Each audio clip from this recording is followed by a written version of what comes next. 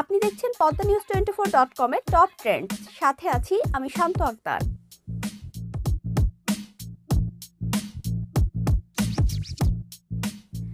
পৃথিবীতে ভালো মানুষের পাশাপাশি রয়েছে কিছু খারাপ মানুষও, যাদের অনেকে ভালোর জন্য খারাপ, আবার অনেকে খারাপের জন্য ভালো কিছুর আশ্রয় নেয়। ৩৬ বছর পর আর্জেন্টিনা আবারও বিশ্বকাপ জয়ের দ্বার প্রান্তে দাঁড়িয়ে। ফ্রান্সের কাছে হেরেই গতবার বিশ্বকাপ স্বপ্ন শেষ হয়েছিল আর্জেন্টিনা। এবার যেন তাদের কাছে হেরে কাঁদতে না হয়, সেজন্য কালো জাদুর আশ্রয় নিচ্ছে কতিপয় আর্জেন্টাইন।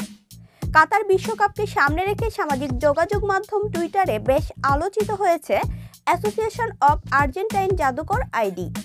সেখান থেকেই ছড়ানো হচ্ছে ফ্রান্সকে কালো জাদু করা সম্পর্কিত নানা রকম তথ্য।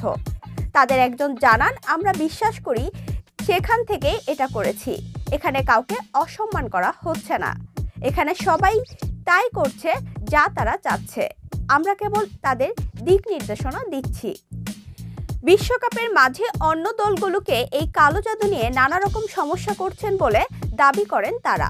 তবে ফ্রান্সের বিপক্ষে এটা করা কষ্টকর, কেননা তারা জানিয়েছেন ফ্রান্সের পুরো স্কোয়াড জাদু দিয়ে আটকানো আছে, যাতে অন্য কোনো শক্তি তাদের ক্ষতি করতে না পারে। অ্যাসোসিয়েশন অফ আর্জেন্টাইন জাদুকর থেকে জানানো হয়, তারা অনেক শক্ত কিছু দিয়ে আবদ্ধ এবং বিশেষ করে এমবাপ্পেকে তারা এভাবে আটকে রেখেছে। তবে শত বাধা অতিক্রম করে হলেও ফ্রান্স দলকে কালো জাদুর আয়ত্তে নিয়ে আসার ব্যাপারে অ্যাসোসিয়েশন বদ্ধপরিকর। তাদের কথায়, আমাদের আকুল ভালোবাসা, শক্তি এবং সম্প্রীতি আর্জেন্টিনা দলকে আরও সুরক্ষিত রাখবে। যদি আর্জেন্টিনা শেষ পর্যন্ত বিশ্বকাপ জিততে পারে, তাহলে এটা হবে আমাদের বড় বিজয়।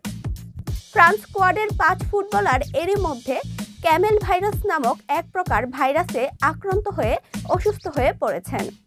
তারা শুক্রবার অনুশীলনও করতে পারেনি।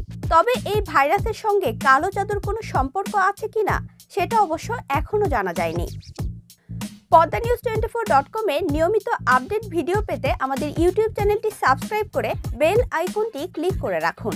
ফেসবুকে আমাদের ফলো করুন facebook.com/poddanews24।